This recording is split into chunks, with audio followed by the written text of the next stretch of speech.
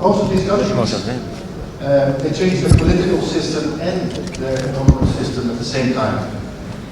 So, fast forward, when I arrived in Egypt, say 1.5 years, almost 2 years ago, I very often got the question, what's the main difference between Egypt and our traditional country operations?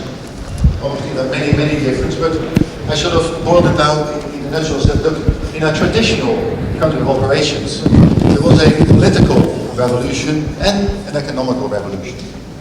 Whereas in Egypt, you know, we have seen a political revolution, and after the June the 30th, you know, the second political revolution, but I haven't seen yet an economical revolution. Well, that doesn't apply anymore. That doesn't apply anymore since June, July of this year, when the government announced a number of very bold, forward-looking reforms of, I would say, historical proportions.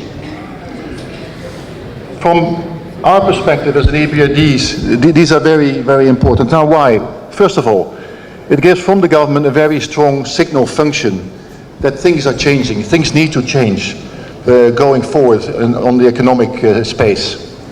Secondly, it puts the government, the country, on a sustainable fiscal path, which is absolutely key for sustainable economic development. Thirdly, it uses price increasingly, market price, as a reference.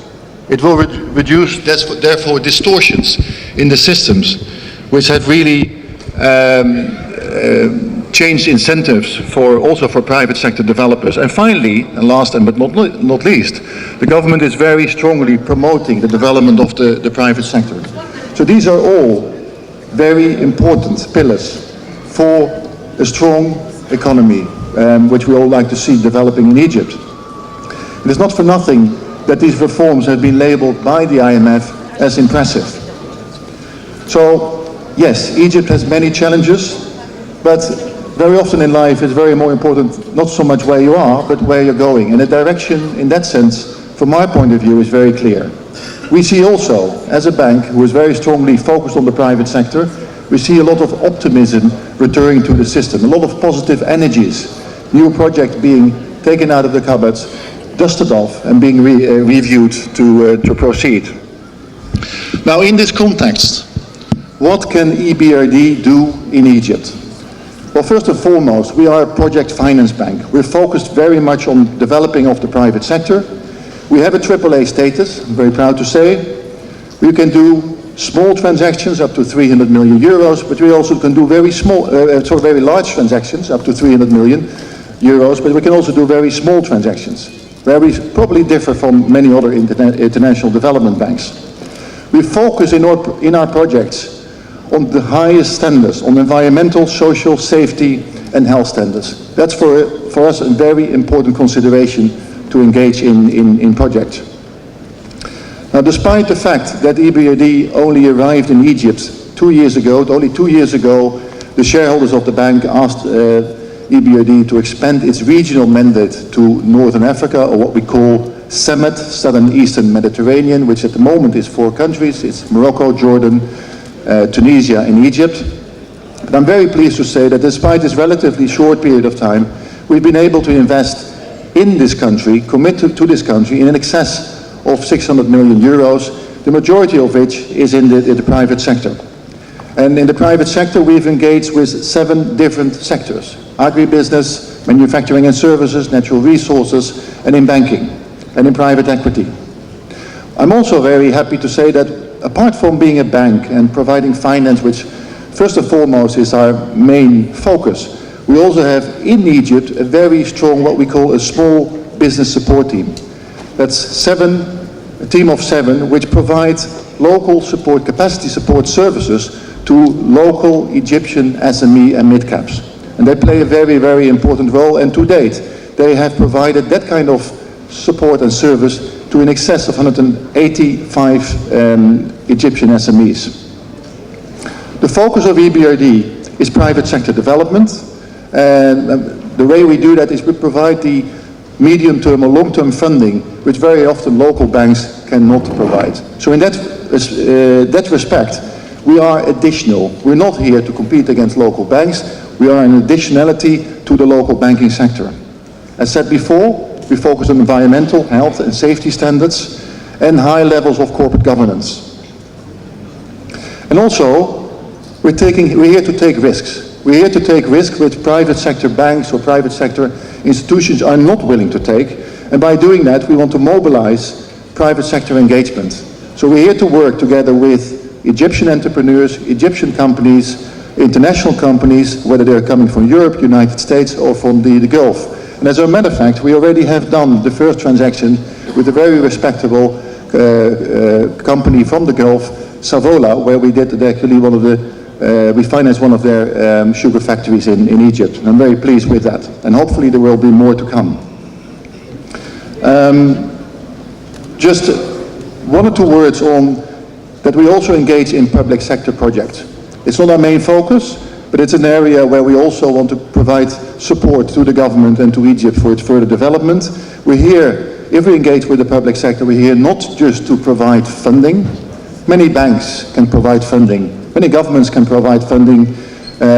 So we're not here to provide funding just, but we provide an added value to that. We focus in our engagement with the public sector very much on improving transparencies, improving corporate governances, looking at the public procurement processes to make sure that it's up to standard. And for instance also, bringing in new ideas. To give you one example, we're financing at the moment the Egyptian National Railways. It's a very large project. We're financing the replacement of the rolling stock.